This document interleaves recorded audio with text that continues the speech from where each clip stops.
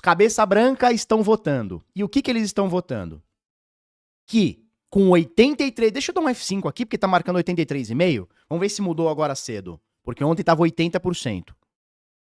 Ó, mesma coisa. 83% dos cabeça branca estão votando que a próxima reunião do FONC, a próxima ata do FONC, lá do Serginho Groisman, né, do Léo Batista, o Jerome Powell, que vai ser dia 27 de setembro, eles estão votando já que vamos ter diminuição de taxa de juros de 4,25 para 400, ou seja, diminuiríamos 0,25 pontos base, tá bom?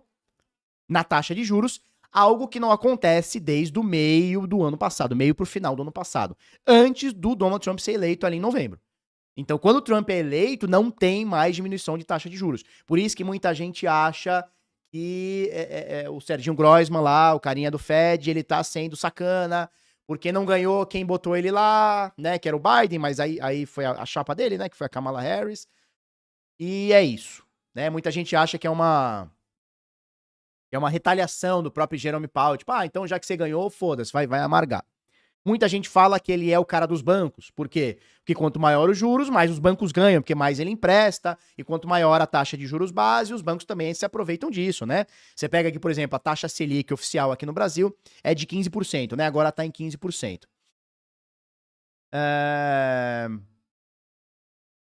Os bancos vão cobrar juros, porra, nessa proporção. Se o juro do Brasil baixar, como foi na pandemia, que baixou para a mínima histórica, que acho que foi 2%, porra, o empréstimo imobiliário tava tipo 5% ao ano. Por quê? Porque baseia-se na taxa de juros do país, né? No caso do Brasil, a Selic. Então, os bancos, quanto maior for a taxa de juros americana, os bancos vão cobrar cada vez mais taxas. Quanto menor for as taxas, menos os bancos vão cobrar lá também. Então, é meio que um cobertor curto aqui, né? Entre agradar o banco e salvar a dívida do país, porque quanto mais o país tem taxas altas, mais ele está pagando esses juros. Porque não é simplesmente, vamos lá aumentar ou diminuir a taxa de juros. É quanto você arrecada de dinheiro. Ou seja, quantas pessoas, empresas e países estão te emprestando dinheiro e quanto você paga de taxa de juros. Quanto maior a taxa que eu pago de juros, maior é a tratabilidade. Ou seja, estou atraindo mais gente para o meu país. Por outro lado, quanto mais juros eu pago e mais dinheiro eu vou atrair, mais dívida eu vou pagar. Porque uma coisa é eu pagar, vamos supor que o João Razin chegou aqui e me emprestou R$100. Aí eu falei pra ele, João, eu vou te pagar 15% ao ano, tá bom? Aí o João falou, tá bom. Então, no final de 12 meses, eu tenho que devolver aqueles R$100 pro João, mais 15%, ou seja, mais R$15. Então, eu peguei 100 e devolvi 115. Beleza. Quando eu tô falando de bilhões e bilhões e bilhões e bilhões e trilhões de reais que podem ser investidos, introduzidos no Brasil, eu tô falando de trilhões e trilhões e trilhões e trilhões e trilhões de reais que eu tô pagando de juros. Então, é um cobertor curto. Faz sentido? Quanto maior a taxa de juros, mais atrativo fica para investir no país. Só que quanto mais dinheiro eu pego, mais eu pago em bruto de juros. É isso que a gente tem que ficar ligado. E os Estados Unidos já tá por aqui de título americano, né? Então eles querem agora pagar menos. Eles querem que continuem financiando o governo americano, mas eles querem pagar menos. E aí que entram as stablecoins. Já falei isso aqui várias vezes. A stablecoin é o grande pulo do governo americano. Eu cantei a bola quando começam os RWAs. Eu disse, olha, turma, quando o governo americano entender que eles podem ser financiados por stablecoins, ou seja, eles podem tokenizar a dívida do Tesouro Americano e pulverizar isso, eles não vão depender mais de grandes países, como o Japão, que tem mais de $1 trilhão. A gente pode mostrar aqui, pô. Ó, o Japão tem mais de $1 trilhão. $1 trilhão e 100 bilhões de dólares. A China tem 780 bilhões. E detalhe, a China nos últimos 3 anos tirou 500 bilhões de dólares. Ou seja, ela tinha mais do que o Japão. Então, o governo americano vai deixar de depender de países que são os grandes investidores, né? São os grandes financiadores do governo americano. E veja, o Japão tem 1 trilhão. A China tem 700 bilhões, o Reino Unido mais 750 bilhões, as Ilhas Caimã 400 bilhões, Luxemburgo 400 bilhões, Canadá 400 bilhões, Brasil tem 200 bilhões. Se você soma todo mundo aqui, deve dar uns 3, 4, 5 trilhões de dólares, aqui um pouquinho menos, vai uns 3, 4 trilhões aqui. O governo americano espera que o mercado de stablecoins americanas cresça de 5 a 7 trilhões até 2030, 2032. Ou seja, o que o governo americano está querendo fazer é substituir a dívida de países por stablecoins. E aí ele lança aquela lei, a Genius Act, né? O que a Genius Act diz? Ela diz o seguinte, olha, empresa stablecoin americana tem que estar nos Estados Unidos com dinheiro aportado no Tesouro Americano de curto prazo. Ou seja, o que o governo americano quer? Financiamento pulverizado, obrigado por lei, que as stablecoins, então o SDC, o STT, DAI, Ethena, DAI talvez não, porque tem uma roupagem mais descentralizada, mas a Sky, que já tem roupagem empresarial, vão ter que estar nos Estados Unidos. E aí vai ter que estar no título do Tesouro Americano de curto prazo. Ou seja, o governo americano vai poder artificialmente diminuir as taxas de juros. E ele não vai depender mais do Japão, porque o Japão vai falar assim, ó, se tu diminuir muito a taxa de juros, eu tiro, hein? A China, ó, diminui mais a taxa só pra eu ver uma coisa. Eu tiro, hein? Tanto é que tirou 500 bilhões nos últimos 3 anos. Só que com stablecoin, como vai ficar obrigado a ficar nos Estados Unidos com título de tesouro de curto prazo, ele tá simplesmente dizendo, olha, agora as stablecoins vão ser obrigadas a me financiar como Estado.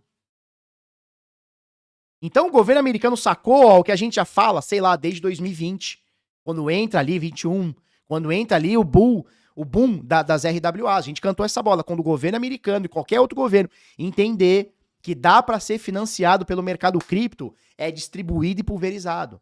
Logo, dilui-se os riscos. Por quê? Uma coisa é eu ter 100 dólares do Felipe, 50 dólares do Carlos, 2 mil dólares do Bruno, 1 milhão do Vitor. Certo? Que no final das contas vai bater lá 1 trilhão. Foda-se. Outra coisa é você ter só a China com 1 trilhão, só o Japão com 1 trilhão. O Brasil com 1 trilhão. No caso, o Brasil tem 200 bilhões, né? Como a gente mostrou aqui. Mas uma coisa é você ter um player com 200 bilhões e falar assim, ó, vou tirar os 200 bilhões agora, me dá que é meu. Outra coisa é você ter esses 200 bilhões pulverizado em milhões de pessoas no mundo. No mundo. Não é nem de brasileiro, japonês. Não, é no mundo. Sacou a ideia? Então é mais ou menos por aí, tá? Eu nem sei por que a gente começou a falar sobre isso, mas é mais ou menos por aí. O Christian Duarte diz, quando tiver tempo, vê o vídeo de Ideias Radicais, cria de 1929. Cara, eu assistia bastante o Ideias Radicais. Eu assistia bastante. Mas aí quando ele se candidatou a alguma coisa, há sei lá quantos anos atrás, eu parei de ver. Show?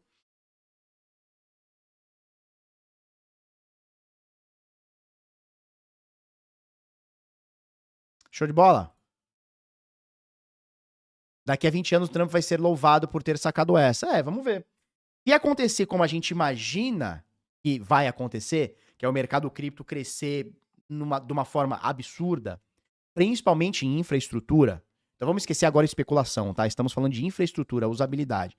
Se o mercado cripto crescer do jeito que a gente imagina e o próprio governo americano acha que vai de 5 a 7 trilhões até 2032, eu acho talvez um exagero, 7 trilhões nos próximos 7 anos. Eu acho um exagero. Hoje nós temos aqui, ó, 260 bilhões mais ou menos, né? 266. Vamos arredondar aqui para 300 bilhões, né? 300 bilhões para 7 tri, se for 6 tri, a gente teria que aumentar 20 vezes o tamanho das stablecoins. É muita coisa. Para 7 anos, 10 que seja, vai, 10 anos aumentar 20 vezes, eu acho difícil. Mas vamos lá, vamos ver. A gente tem que entender o seguinte também. O bruto nem chegou. A gente acha que o Michael Saylor é bruto. O Michael Saylor é nada perto do mercado financeiro. Perto de um banco, perto de uma BlackRock, de uma gestora, o Michael Saylor é nada, ele é pinto. Ele é nada, ele é eu, entendeu? Ele é nada, ele é você, ele é nada no mercado cripto, no mercado financeiro tradicional, né? Ele tá se destacando porque ele tá fazendo isso há 5 anos, comprando Bitcoin que nem louco. Mas o Michael Saylor não é nada. Imagina uma Apple entrando na jogada, imagina um Bank of America entrando na jogada. A coisa muda completamente de figura. Me parece que o PayPal, que é muito, infinitamente maior que a MicroStrategy, tá querendo entrar na parada. De pouquinho, né? Pouquinho.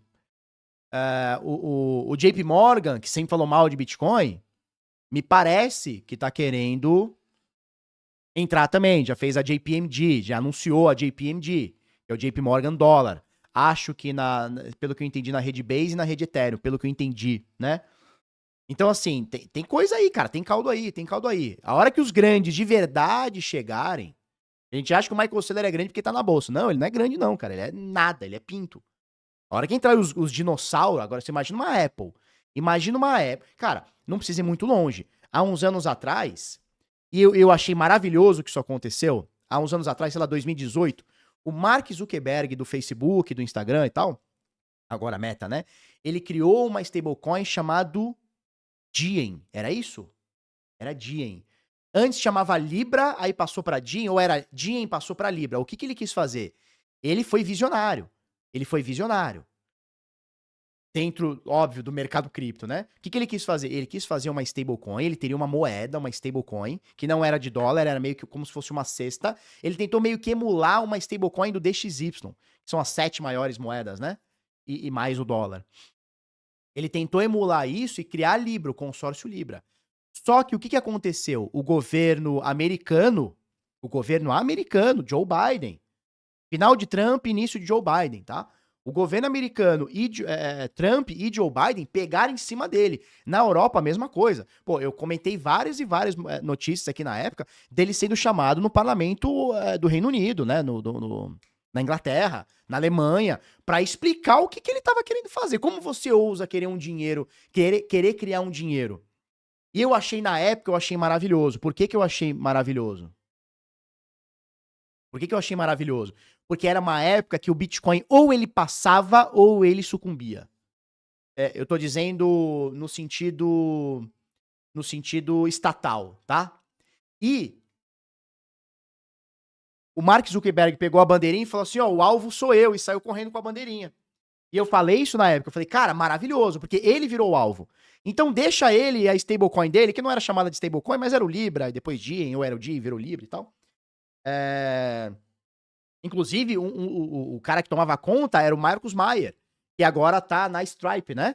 Como Lightning Network e tal. Ele que era o líder do projeto Libra lá, e depois Diem, ou vice-versa. Então, o que ele fez? Ele pegou uma bandeirinha e falou assim, ó, eu sou o alvo, e saiu correndo. E aí todo o regulador do mundo começou a olhar pra ele e falou, opa, vem cá explicar. Como assim tá querendo criar um dinheiro que não é seu? Tá louco? E ninguém entendeu o que aconteceu. Ele tomou tanta porrada e não teve apoio do mercado cripto, tá? Então é importante a gente dizer isso também. O mercado cripto não apoiou o Mark Zuckerberg, porque era um cara mais à esquerda, né? E o mercado cripto ele tem talvez a sua essência mais libertária, mais, talvez, né, na minha visão, mais descentralizada, mais distribuída, que o mercado cripto meio que abriga em vocês aí, cara. Então, várias e várias vezes, você pode procurar no Google aí. O Mark Zuckerberg foi se explicar no Senado americano, no Congresso Europeu. Como assim tá querendo criar sua moeda? E aí o Bitcoin passou. Quando o Bitcoin passou, eles olharam e falaram, estávamos olhando o alvo errado. O que o Zuckerberg fez? Cara, Marcus Myers. Marcus Myers, né? Mark Myers.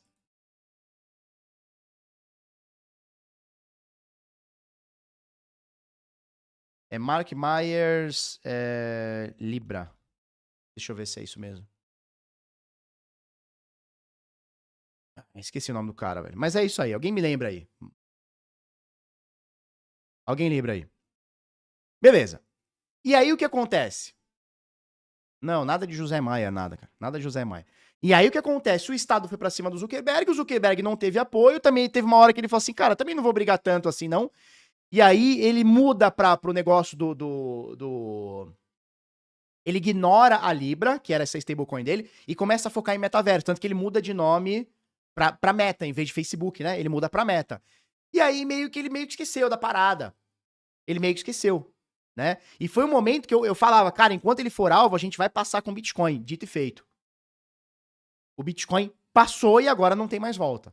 Então ele levantou a bandeira e foi alvo. Mas ele já tentou fazer o que o mercado americano tá tentando fazer hoje, que é ter uma stablecoin. Por que ele queria fazer? Por que o Zuckerberg queria fazer? Porque ele queria uma forma de pagarem para ele não depender de bancos. Ele queria um sistema de pagamento dele. Então imagina o Facebook, você anuncia no Facebook. E, cara, você anuncia aqui do Brasil, um cara anuncia do Japão, outro cara anuncia do México, outro cara anuncia não sei da onde. Ele queria fazer uma moeda onde ele pudesse receber de todo mundo e não pagar mim para banco nenhum, para Swift nenhum. Ele queria fazer o próprio sistema de dinheiro dele, né? E usando stablecoins. Pula 5 anos, 6 anos talvez, do Diem para cá, do Libra para cá, você tem exatamente o que ele queria fazer, o governo americano querendo fazer. Entendeu? Então, Zuckerberg, nesse sentido, foi visionário. Só que ele não teve peito para ir para cima. E o próprio mercado cripto não ajudou. E eu acho que estava correto naquele momento a gente não ajudar. O mercado não estava maduro o suficiente para a gente ter uma empresa centralizada sendo dona de stablecoin. Grande, eu digo globalmente falando. Por que eu tô falando de Facebook? Porque imagina se essa mesma ideia que o Facebook teve, uma Apple hoje tenha, ou o próprio Facebook retome isso. Falou, agora o ambiente é mais favorável, aquela ideia da Libra não morreu. E agora? E uma Amazon? Falando, pô, a gente vende pro mundo inteiro e eu não quero ter a possibilidade do governo brasileiro, tô dando exemplo, tá? Do governo brasileiro travar meu dinheiro. E se eu fizer uma própria stablecoin? Antes da gente encerrar, deixa eu te dar uma dica valiosíssima. A CoinEx é uma corretora que não te obriga a passar a documentação, ela não te obriga ao KYC. Você consegue negociar na CoinEx mais de 1.385 criptomoedas, seja Bitcoin, Ethereum, Solana e outras altcoins, memecoins e shitcoins. Você negocia isso no mercado à vista ou até mesmo no mercado de futuros, onde você pode alavancar em até 100x, claro, se você souber o que está fazendo. De qualquer forma, a CoinEx não te obriga a passar a documentação e você não será reportado para a Receita Federal Brasileira ou qualquer órgão aqui do Brasil. Para isso, você pode abrir sua conta, link tá na descrição, ou aponta aí o QR Code ali, tá? Aqui pra tela. Você pode abrir sua conta apenas com um e-mail, senha e 2FA e negociar mais de 1.385 pares aqui sem ser reportado sem KYC.